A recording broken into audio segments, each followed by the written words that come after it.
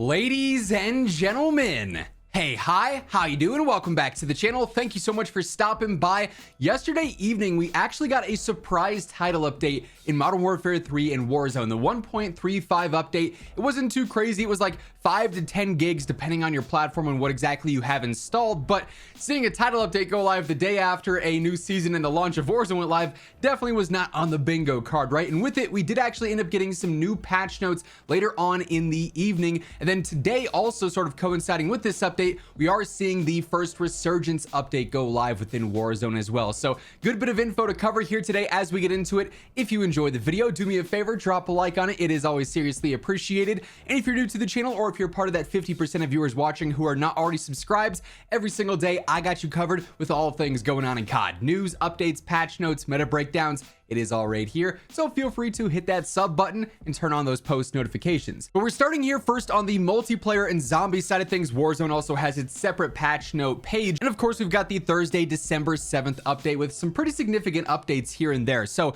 initially, global with the UI and UX addressed a data mismatch issue that caused an error and some customization resets to occur with the launch of season 1. Players should no longer encounter that error message, and the root of the cause has been addressed to prevent any further resets to customization. This is referencing that issue where when you go to boot up the game, it says, hey, your data is corrupted. Do you want to reset so you can continue? And you have to click yes if you want to play. And while it doesn't reset like your level or your like camo challenges or anything like that, it does go through and delete all your custom loadouts and like your calling card, your emblems, some of your settings. It was really annoying to run into and it kept popping up over and over, but it should be fully fixed now and you shouldn't run into that issue any longer, which is definitely good news there. For weapons and attachments, the XRK Stalker, our brand new sniper with season 1, barrel attachments can now be equipped at the expected weapon level. I will say I was on the game after this update went live. I still couldn't equip barrels, so maybe I'm doing something wrong there. I've got it max leveled, but mine personally was not working. Attachments added a missing unlock requirement for the compensated flash hider muzzle as well, so you'll be able to unlock that with a specific requirement there. For customization, they resolved an issue that prevented the Bantam operator from being available to equip. Sledgehammer was doing like a whole missing persons ad for it because there was a bug that removed him from the game. So Bantam is now back. The Smokemaker blueprint from the battle pass can now be equipped actually, and certain weapon charms will no longer obscure the player's visibility while prone or aimed down sights. For multiplayer progression, the daily challenge, get 3 operator kills without dying 4 times, now tracks correctly. I imagine now it actually has to do with your 1 life streaks there. You have to get it all in 1 life rather than just continuing to expand that streak over multiple lives, because the challenge tracking has always been kind of forgiving in that sense and definitely not as intended. For maps on Meat, they increased the spawn favor towards owned flags and domination. I feel like the spawn traps were already pretty crazy in Dom, but it might be even more crazy there now. And then on Rust, adjustments have been made to reduce the chance of unfavorable spawn conditions. For modes in gunfight, players will no longer experience a broken animation upon aiming down sights with the preset KV inhibitor. In hardcore, kill cams are no longer playing, although the final and round ending kill cams are going to be remaining active. So just now you won't be able to see your instant death kill cam in hardcore, since that's not intended in hardcore. And then in private matches, there's now the correct CDL rule set, nothing crazy there. Zombies did see a couple of new updates here.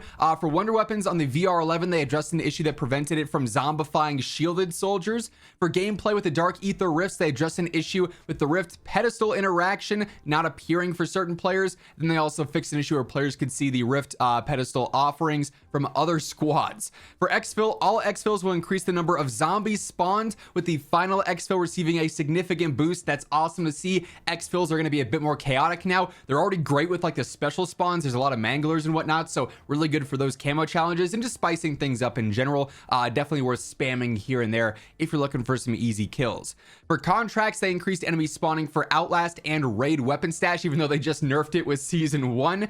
General fixed a crash that could occur with the Greylorm, and then they also fixed an issue where certain items would not carry over into the Act 4 mission and Dark Ether rifts. And lastly, here for UI and UX, they addressed an issue that prevented some battle pass skins from displaying, and they addressed an issue that did an incorrect mission title with Act 4. We also, as mentioned, have the separate Warzone patch notes. Hey everyone, it is of course the holiday season, and if you're looking for the perfect gift this year, look no further than Gamer Advantage. This is the gift that keeps on giving, not to be confused with the Jelly of the Month Club, although that's pretty solid as well.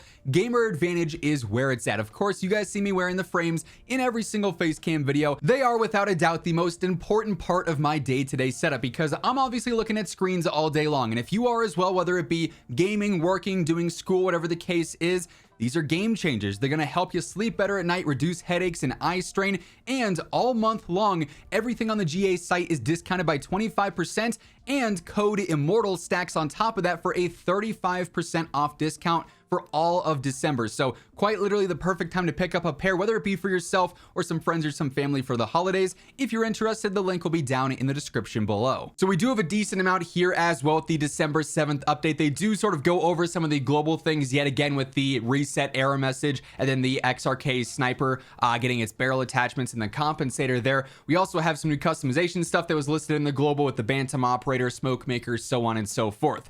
Then we get the Warzone specific patch notes here. For Battle Royale, the occupation scan and restock may now occur during the 6th circle instead. For vehicles, the Coyote, Armored Patrol Boat, and Cargo Truck have been disabled in solos, so you won't be able to cheese those anymore. They also increased the number of UTV spawns in solos though, and in my opinion, that's probably the best vehicle.